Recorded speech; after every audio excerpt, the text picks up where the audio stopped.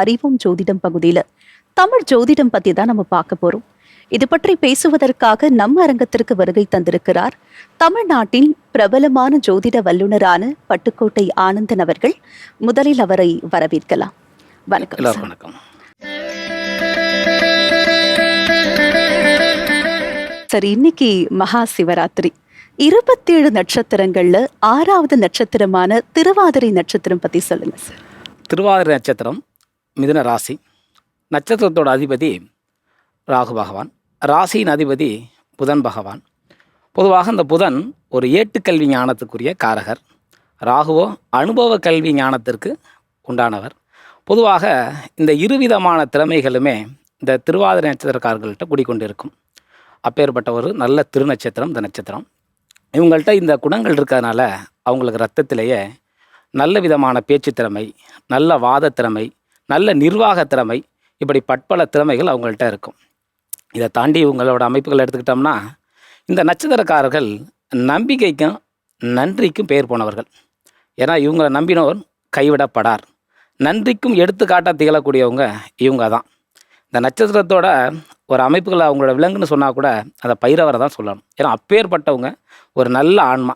இவங்க வாழ்க்கையில் அவ்வளோ சாதாரணமாக இவங்க யார்கிட்டையுமே ஏமாந்துட மாட்டாங்க. ஆனால் ஒரு விஷயத்தில் அவங்க ஏமாறுவாங்க. என்னென்னா நம்பிக்கை, நன்றி. இப்போ உதாரணம், ஒரு தன்னை பிள்ளைக்கு கல்யாணம் வச்சுருக்கார். இந்த நட்சத்திரக்கார்ட்ட போய் நிற்கும் போது அவர் பணத்தை வாங்கிட்டு கொடுக்க மாட்டாருன்னு தெரிஞ்சிருந்தும் கூட சரி நம்மளை நம்பிட்டாரே அப்படின்ட்டு அவர் கொடுப்பாரு. பட் அவங்க அது கொடுக்கலாம், கொடுக்காமலும் போகலாம். ஆனால் இவங்க மேலே வச்சிருந்த நம்பிக்கை வீண் போகாது. ஏன்னா அப்பேற்பட்ட ஒரு அருமையான நல்ல நட்சத்திரம் இவங்க நட்சத்திரம். பொதுவாகவே இவங்க இன்னொரு மற்ற விதமான பார்த்தோம்னா இசை நடனத்தின் மீது ஒரு அலாதி பிரியம் கொண்டவர்கள். சிலவங்க பார்த்தா அந்த நட்சத்திரக்காரர்கள் இந்த துறையிலே கூட ஜொலிக்கக்கூடியவர்கள் இந்த அமைப்பு பெற்ற வச்சிருக்கலாம். அதே அமைப்பில் எடுத்துக்கிட்டோம்னா இந்த நட்சத்திரத்தோட தமிழ் பெயர் அப்படின்னா திருவாதிரைக்கு யாழ்னு பேர். யாழ்னா அது ஒரு இசைக்கருவி, அவ்வளோதான். இசைக்கு இவர்கள் ரொம்ப ரசிகர்கள்னு சொல்லலாம், அப்பேற்பட்டவங்க. பொதுவாக அதனால தான் நீங்கள் ஒரு புராணத்துக்கு பார்த்தா கூட இந்த நட்சத்திரத்தில் பிறந்தவர் யாருன்னோம்னா எம்பெருமான் சிவன். சிவன் இந்த நட்சத்திரத்தில் பிறந்தவர் தான். அப்படி இருக்கும்போது கைலாயத்தை ஒரு முறை ராவணன் அதை தூக்க முற்படும் போது, அப்போ அந்த ராவணன் மீது சிவன் இருக்கும்போது டக்குன்னு இவருக்கு ஒரு தண்டனை கொடுக்கன்ட்டு கட்டவரில் வச்சு அழுத்துவார். அப்போ தன்னோட தவறை உணர்ந்த ராவணன் உடனடியாக அவர் மனசை குளிர்விச்சாதான் நம்ம இதை தப்பிக்கலாங்கிறதுனால தன்னுடைய உடல் நரம்பை அறுத்து வீணை இசைத்து அவரோட மனசை குளிர வச்சார். அப்படிங்கிற பட்சம் அவர் சாதாரணமாக இல்லை, உச்ச சந்தோஷம் ஆகி அவங்களுக்கு சந்திரகாசாங்கிற ஒரு வாளே கொடுப்பாருன்னா யோசிச்சு பாருங்களேன். இப்போ நம்மளே இருக்கிறோம், ஒரு வீட்டை ஒருத்தர் உடைக்க வந்தாருன்னா அவர் போய் நம்ம பெரிய பரிசை கொடுப்போமா?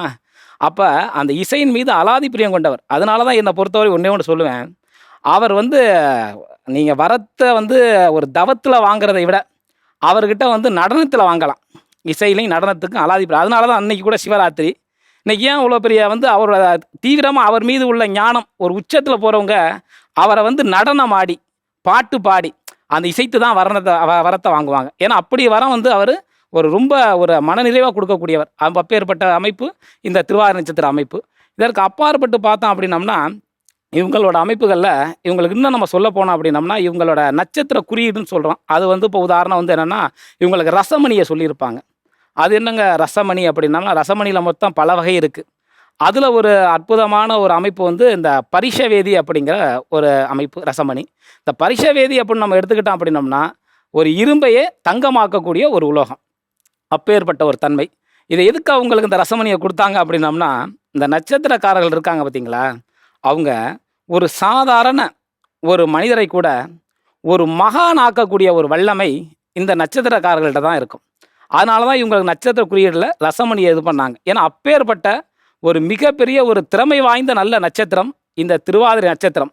இவங்களோட காலபலத்தில் நம்ம எடுத்துக்கிட்டோம்னா இந்த நட்சத்திரோட தன்மையை பற்றி அவங்க தன்னுடைய பிற்கால வாழ்க்கை இந்த திருவாதிரை நட்சத்திரங்களுக்கு ஒரு பொற்கால வாழ்க்கையாக அமையும். அப்பேற்பட்ட ஒரு பெருமைக்குரிய சிவ நட்சத்திரம் இந்த திருவாதிரை நட்சத்திரம். இந்த நட்சத்திரத்தில் பிறந்தவர்கள் உண்மையாகவே ஒரு சிவனோட பூரணமான ஒரு யோக அனுக்கிரகத்தை பெற்று ஒரு நல்லது ஒரு நிறைவு வாழ்க்கையை பெறக்கூடிய ஒரு அற்புதமான தன்மை. இவங்களோட இன்னும் அமைப்புகள் நம்ம எடுத்து போனோம் அப்படின்னம்னா இவங்களோட காலபலத்தில் நிச்சயம் இவங்களோட கிரகத்தில் மற்றவங்க பார்த்து தன்னோட பின்காலத்தில் ஒரு வியக்கக்கூடிய ஒரு பிரபலமான ஒரு நல்ல வாழ்க்கையை இவங்க மற்றவர்கள் மத்தியில் வாழ்ந்து காட்டுவா என்பதில் எந்த மாறுதல் இல்லை. அப்பேற்பட்ட பெருமைக்குரிய பேற்றை பெற்றவர்கள் திருவாதிரத்தில் பிறந்தவர்கள். சார், திருவாதிரை நட்சத்திரம் பத்தியும் அந்த நட்சத்திரக்காரர்களுடைய பொதுவான குணநலன்கள் பத்தியும் ரொம்ப அழகா சொல்லியிருக்கீங்க சார். தொடர்ந்து நாம தமிழ் ஜோதிடம் பத்தி அடுத்தடுத்த நிகழ்ச்சிகளை தொடர்ந்து பேசுவோம். நன்றி. நன்றி, வணக்கம்.